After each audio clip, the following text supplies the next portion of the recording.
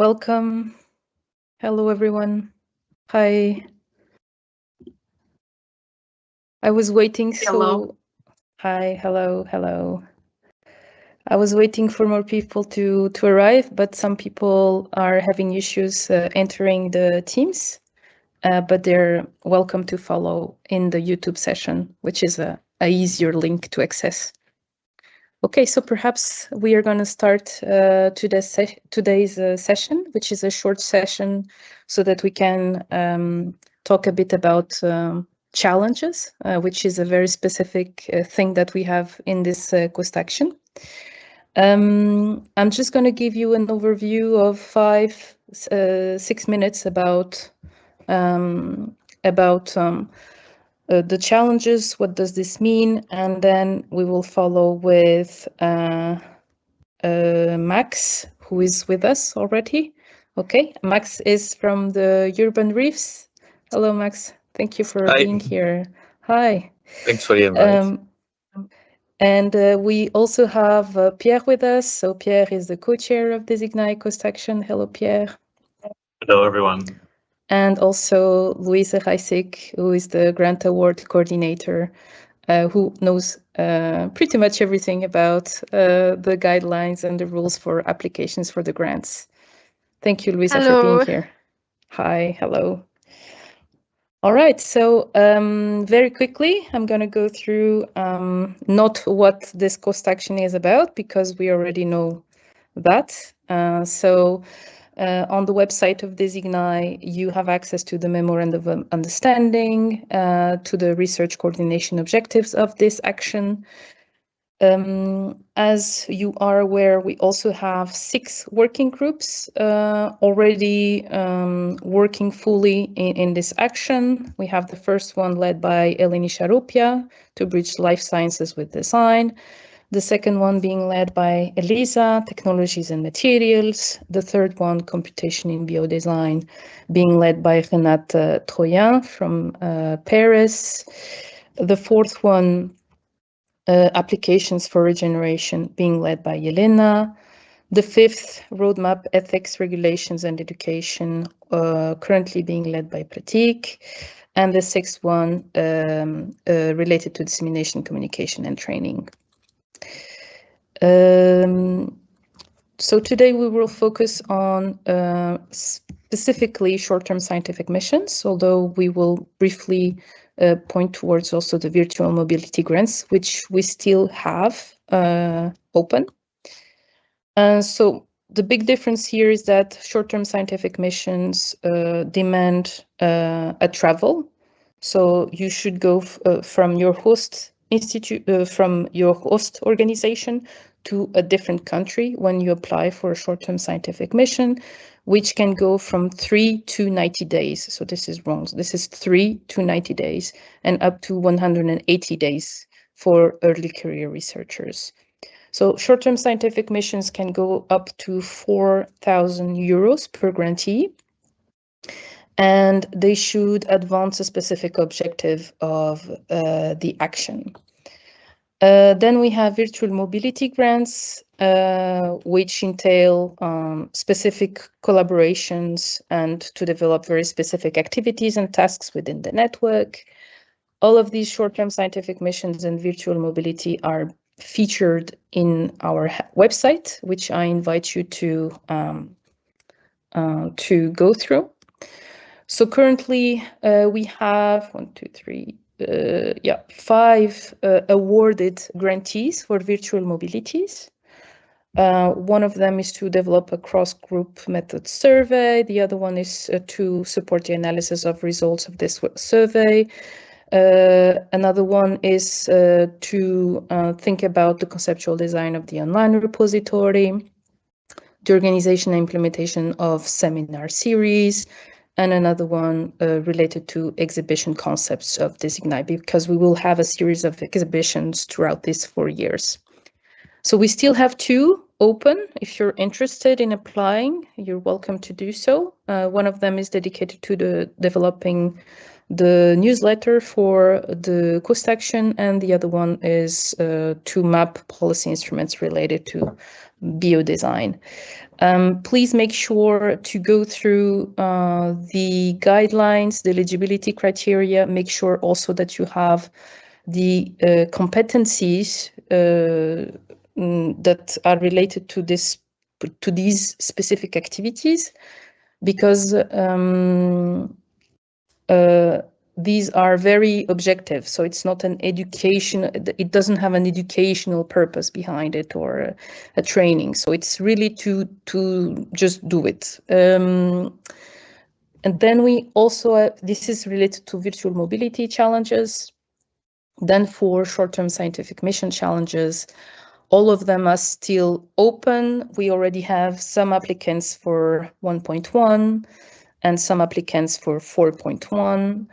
And the others are still open. And Max will talk about this one, so low carbon binders for robotic extrusion in regenerative urban structures later on.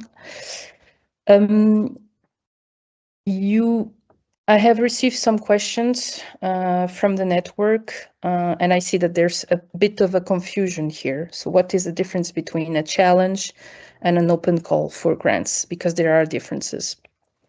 So these are two different funding pathways, and they all provide you access to a grant.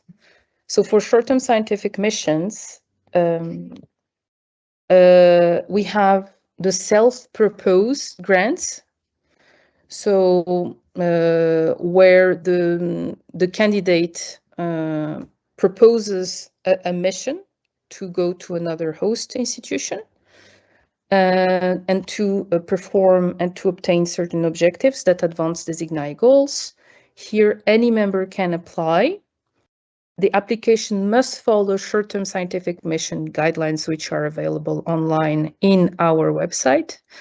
And the grantees are expected to report back and contribute after to the DESIGNAE community. And then there's this specific thing, which is called the feature challenges, which are guided proposals. So these challenges are structured opportunities around predefined challenges set by DESIGNAE members.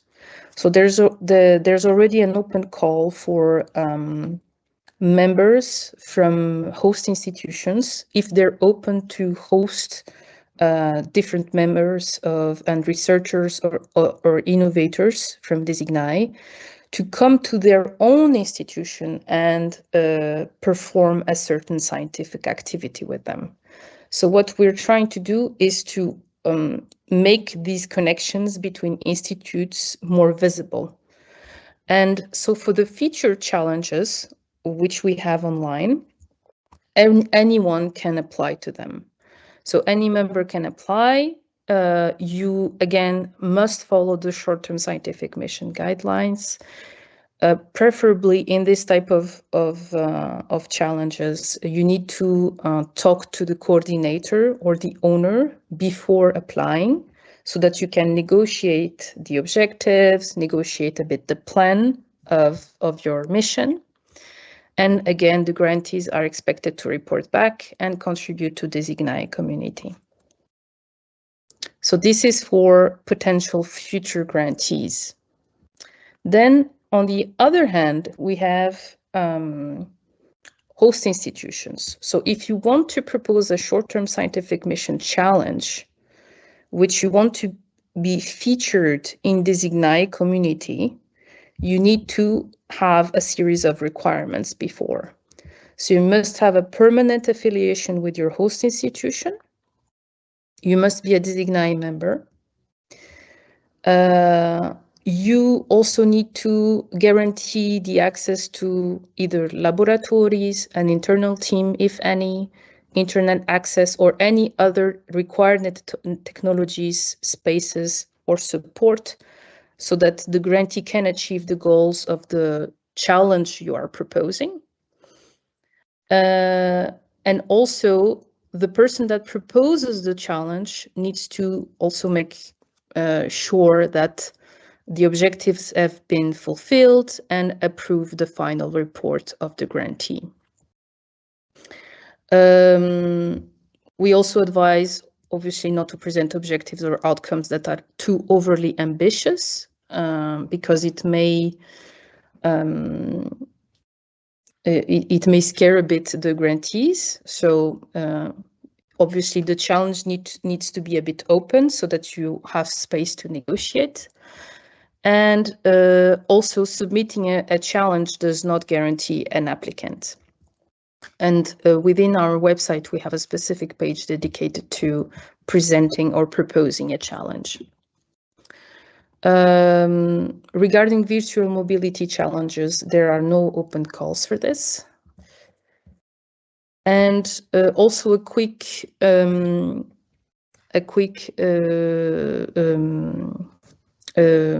reminder of the grant awarding process. So for if you want to apply for a grant, either short-term scientific mission, virtual mobility, but for any grant within DESIGNAE, you must be a DESIGNAE member before applying. Okay, so you can do this very easily through this link. Then each grant has specific guidelines that you should be aware of and read through, because they are different. And all of them are also available in our website. For mobility grants or short-term scientific mission grants, please do not book any travels or pay for any registration fees before receiving an official e-cost invitation grant letter. So do not do anything before receiving an official email from our part. All applications for grants are made via the e-services in cost, and each grant must start and end within a single grant period, so up until the 31st of October every year. So for this year, we will only approve grants that go up until September 15th. So everything after that will most probably not be funded because it's too close to the deadline of the grant period. So after your mission, your virtual mobility, or so after your mission, you are required to submit a report. It's a report form whose template is also available in our website. The reimbursement of this short-term scientific mission or the virtual mobility is only made after the approval of your final report. And then you will be invited, obviously, to share your work with the community, to present online, and to integrate meetings whenever necessary. So all this information is online, and perhaps I can just guide you through our website. So we have here our manifesto, which is the initial page, the different working groups with the objectives and the tasks. And if you want to apply to a certain working group, you can do so directly by clicking here. Then we have the pages of the grants, and then you can access directly which type of grant you want to apply to. You have information about the challenges here, and then all the supporting documents, namely guidelines, application form, report form, and the review form, but this is for reviewers only. And this is the case for pretty much all the grants we have available. There's also a series of useful links which I also shared with you in our email.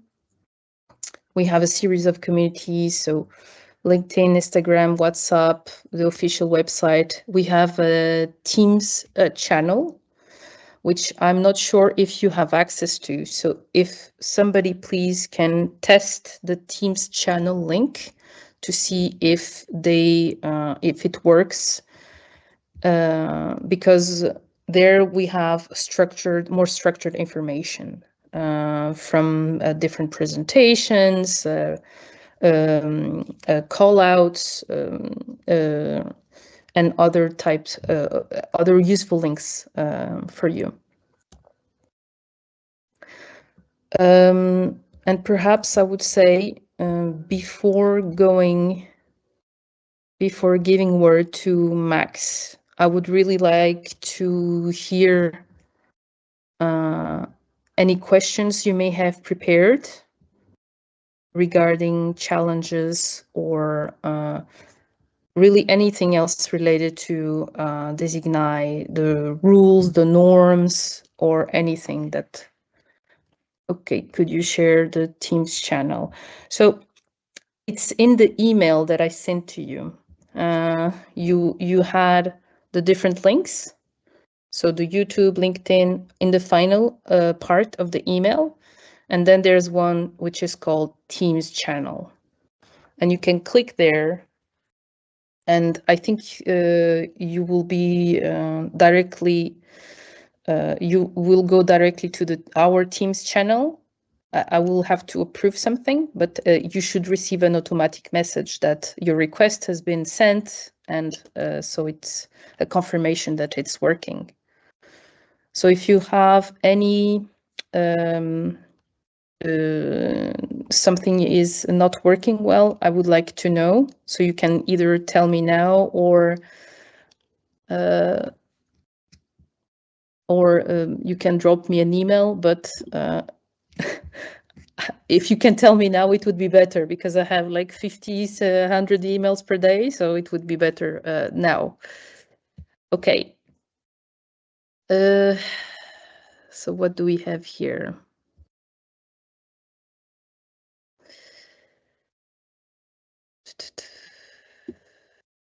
Okay, so it requires an institutional allowance from Aveiro University.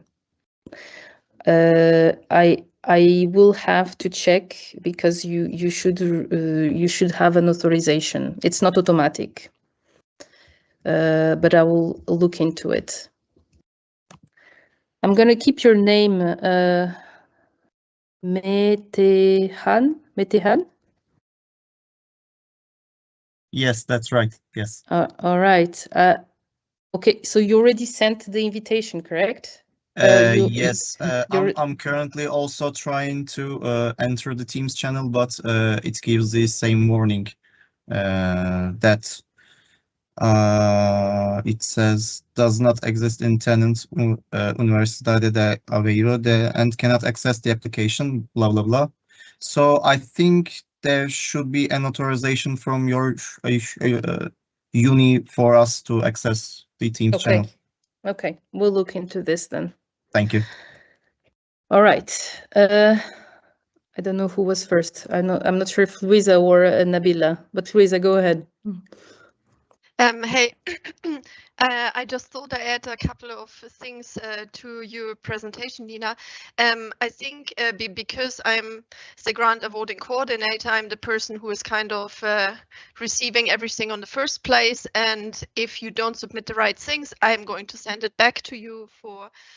And so I thought from the experience what we had over the last 2 weeks, I just share a couple of hints. So the first thing would be that really take all the documents always from our DESIGNAE webpage. That means that anything that you just find online from general costings, they are not what we need, because we have slightly altered application forms and specific guidelines.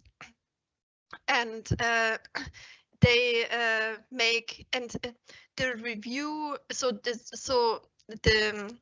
apart from the guidelines, application form and report form, the report form is also slightly specific for our action. So again, please download it from our website. There is the reviewers form as well online, as Nina did say. And although it is only for the reviewers, it is also there openly so that you see how actually the grants are reviewed and what questions the reviewers are answering when they are assessing your grants. And so you should tailor your grant application to answering the questions the reviewer has to assess. And in that sense, there's also another form on the website, which I highly recommend you to look at, which is the best practices for the applications, for the applicants, because there it basically teaches you a little bit how to fill in the application form in a way that we would like, and it should make it, yeah, I'd say it facilitates the success of an application, because if you understand what we are looking for, you can answer the things correctly, and we will then immediately approve. Okay, so maybe really look at the website and look at all the changes. Sometimes they are not so quickly updated, but all the documents are there. And if you don't understand something, or if you have any any concerns about something, that you feel excluded, that you feel you can't apply, that there's nothing which fits you at all or something, then please email me and Nina, because we might change some things in the next grant period in order to accommodate the needs of all the members. But if you don't know, then we can't do that. Okay, so please feel free to send us back any comments about that something is not right, or something is too difficult or too challenging or whatever, or you need more advice. That way we can accommodate, improve the guidelines, improve the best practice forms, and so on. We are always open to communication, even if we don't reply within a day, because we might get just too many emails sometimes. Okay, that's it from my side. All right, thank you, Louisa. Nabila, go ahead. Hi, thank you, Nina and Louisa. It's a very for the explanation, and Louisa for sharing the tips. And so I'm actually interested in this self-proposal STSM, and I have contact my potential host organization and the host collaborator among the DESIGNAE member. And my question is like, so first for this year application, so application should be submitted until September 15th, but like the mobility should be done within this year, or could be like, for instance, the beginning of next year? That's my first question. And I think I kind of missed, you put it in the slides, but I missed the date before about this. And the second question is that if this year is not possible, would there be also like this opportunity open by next year, and would also be open around the same time frame like this year, or how is it? So I think it's, I think it's like for more advanced organizations with the hosts, the potential hosts. Thank you. Thank you, Nabila. Louisa, would you like to reply? Yeah, I can. So basically, the challenge has to finish by the 15th of September. So you have to be, the travel date when you are back from the challenge is the 15th of September, because then you have to submit a report and we have to process everything before the 31st of October. And given that it's the first grant period for us, everything takes slightly longer, and that's why we shortened the date for this year. Next year, maybe it will be possible a little bit longer. So maybe that answers your first question. But the other thing is that we are currently, I wouldn't recommend you to wait too long to send your application, because once the budget is gone, there's no more application funded. And we basically fund, when we receive something good, we fund it. If you then come 2 weeks later, the budget might be empty and you will not be able to go. So it's a kind of first come, first take thing once it is good. So don't wait too long with the application. The other question is, I think we will analyze how this year goes, and we will speak like, so next year will always be possible. There will be definitely more grants, I think, next year. So don't worry if you don't manage this year. We will learn from this whole process, and we will see how the demand is. And then we are going to open new grants. Thank you, okay, Louisa. thank you, Louisa, for the explanation. I'll keep up if I have more doubts. And thank you, Nabila, for your question. This also answers one of the comments that we had here in the Teams chat, which is when will the grant period open? So it's open. Okay, so it's open, and it will close as soon as we have no more budget. Okay, so this is not like by first period, second period. So it opened on the 4th last month, and it remains open. And as soon as we reach the cap of the budget, we will close it. Okay, so the sooner you make your applications, the better. Oh, sorry, I have a following question. Can I? Yeah. sorry. So this, just to clarify. So since this like doesn't have like the first or the second or the third type of opening, so the cap would be like every year by September 15, all report must be submitted. Is it like that or no? Well, next year, the rules may change a bit. Perhaps we will have those cycles. This year, because we're very new to this and we are also learning, we just opened it for everyone. Okay. We eased all the processes, administrative processes. Okay. Thank you. You're welcome. There's a question of Panayotis. When is the first training school on biofabrication and computational technology expected to take place? And what are the main criteria for selecting participants? So this is very specific to Workgroup 3. Regarding Workgroup 3, Panayotis, have you been receiving the emails from the workgroup leaders? I registered at the cost action like 10 days ago, so no. You have, okay. So I will email perhaps Renata. They are having their first in situ Workgroup 3 meeting in Paris in the 14th and 15th of June. There's actually an additional spot still remaining. So if you're interested and if you are available to go, just let me know and let Renata know as well. You have her email, correct or no? No, I don't think so. I can find them. I can find them in the website, I think. You can, yes, exactly. Okay. So please, if you're interested in going, just drop an email to Renata and we perhaps can make this happen still. For the training school, for this year, there will not be a training school. Okay, so this is the beginning of the cost action, so probably there won't be. But perhaps this is something that you can discuss with them and trying to understand, because this is 4 years of an action. Yes. And then the budget needs to go towards the multiple work groups. And when they will organize it and where is really up to the leadership of that work group. Okay. But for this year, it will not.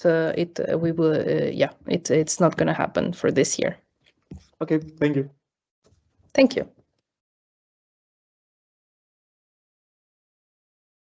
Pierre, can you check the YouTubes, because sometimes they also type in questions directly on the comment section?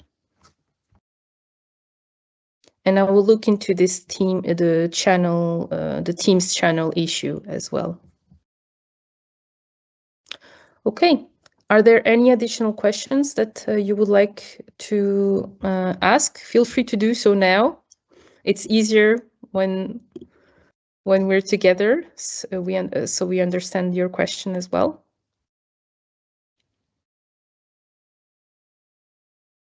Okay. So in the next, until August, actually, there will be a series of in situ workgroup meetings. The first one will be in Paris, as I mentioned, specifically to Workgroup 3. Workgroup 1 has already also launched a call for applicants for a meeting in Madeira in July. And there will be another one in late July in Lithuania. related to workgroup 2, so materials and technologies. Workgroup 4 will also meet in mid-August for a workshop. So if you are in any of these workgroups, you should receive the emails, and if not, please let us know. If there are any additional questions, I'm going to ask Max to please tell us about the challenge that you're proposing to DESIGNAE. Yeah, thanks a lot. I will try to share my screen. I'm sharing now, right? Yeah. Yeah. Okay, I will quickly start with a small introduction on Urban Reef, and then I will go a bit deeper into the actual challenge. So yeah, this is the urban environment, and we have a lot of ecologically and climate-related issues in the urban environment. So poor air quality, lack of biodiversity, floods, droughts, urban heat island effect, etc. While these are non-existent, or at least much less problematic in the natural environment. And we found out that in the natural environment, there's such a huge complexity, and through that, such a big diversity of conditions, that for any organism there's a habitat or a refugia to be found. And the city, we are actually developing exactly in the opposite way. So with many smooth and flat surfaces, mainly for maintenance reasons or mass production methods. So what we do at Urban Reef, we develop new design methods and also production methods to design with the complexity that we find in nature, but then in applications in the urban environment. So mainly we develop algorithms that define how geometries can grow virtually, and through that we can design much more complex geometries than we even comprehend ourselves. We only understand the process from which those geometries grow. And those algorithms are usually based on some natural growth processes. So to gain some natural quality in the designs, and we materialize that with 3D printing technologies. So that's also where the challenge is. What the challenge is about.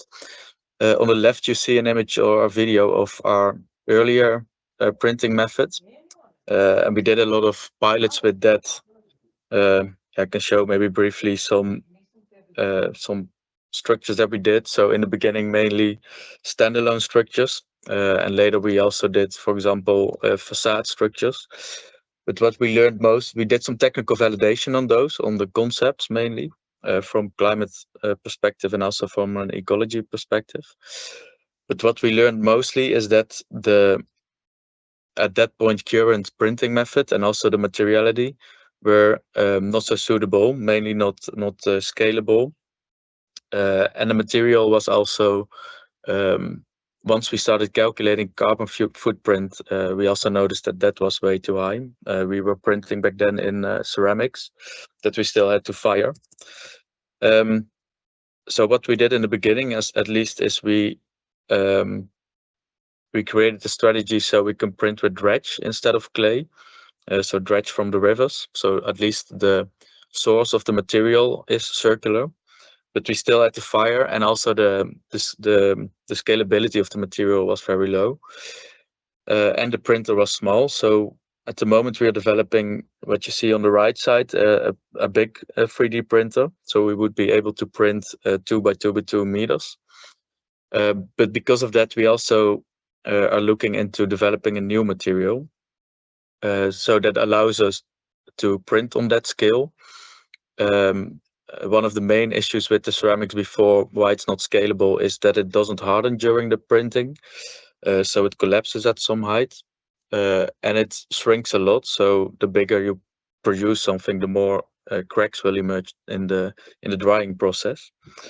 So we're looking now into a new material that is as a low carbon footprint, is printable, so has a certain viscosity and plasticity, and also good layer adhesion, and it hardens chemically within a relatively short period, so within 5 to 10 minutes. but also it has to be bioreceptive. So it has to be a relatively neutral pH value, for example. We're aiming for high porosity. We're also exploring now a lot in what kind of porosity is suitable for bioreceptivity. And so the challenge that we are now focusing. Oh yeah, one thing is also important, that this new material, it will consist of two parts: the binder part and the aggregate part.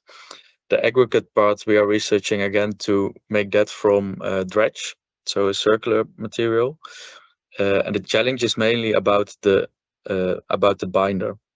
So what kind of binder has a low carbon footprint, can harden relatively quickly, has a relatively neutral pH value, and also important that it doesn't leach. So if the end product is in contact with water, that the water is not contaminated.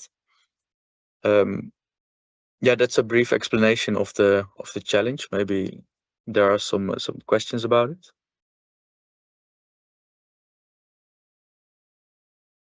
Elena? Yes, Max, it's nice to hear your explanation about the challenge, and it's a pity that I didn't see you in Aveiro to explain this, because we are already 3 of us that were interested in algorithmic plans towards nature-based solutions in architecture. Actually, we were planning to design a living walls. And it's the company of 3 is presented to the work group 3. It's me, myself, Elisa from University of Florence, and Václav from University of Brno. And please give me your email. I want to contact you, and maybe we have a meeting next week, and we can join our forces. I can explain what we are working. And hopefully it will be towards some of the targets of the working group 3 and of some, how to say, adding some quality towards this cost action, adding some value towards this cost action. So please drop your email. I will contact you. I'm sorry if I took some of the time to all of you, but I think that we can do something together. Yeah, sounds good. I'll put my email address in the chat. Okay, thank you. I saw it.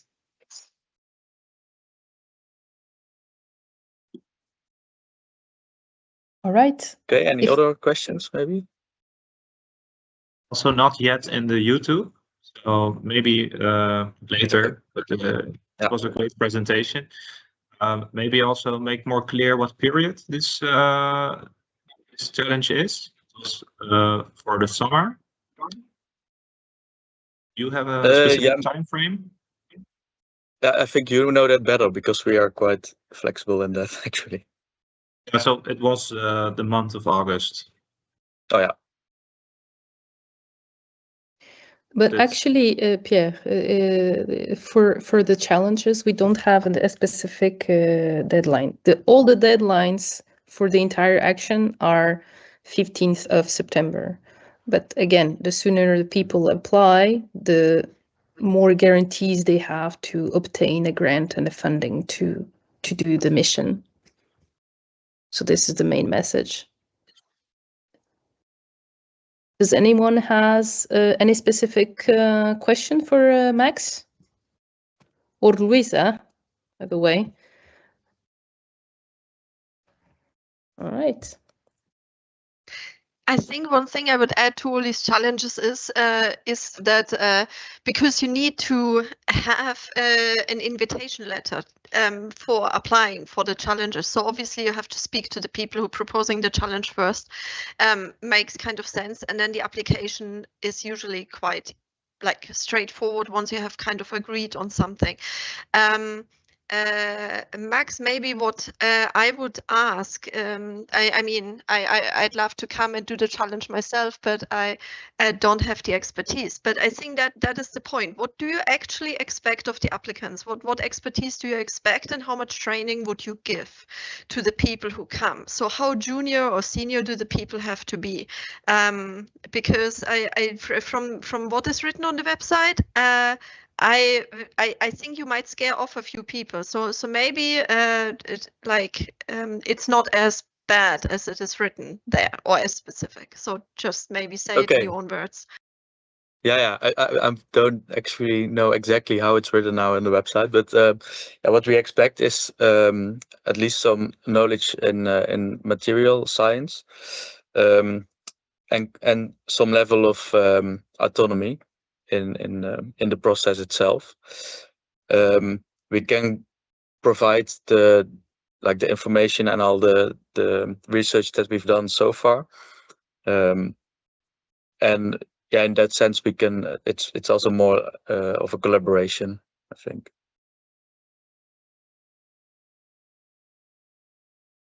That's a great add-on that actually we don't have in the form, so maybe I will put that in as well for people that want to propose challenges. Mm. All right. Any additional questions?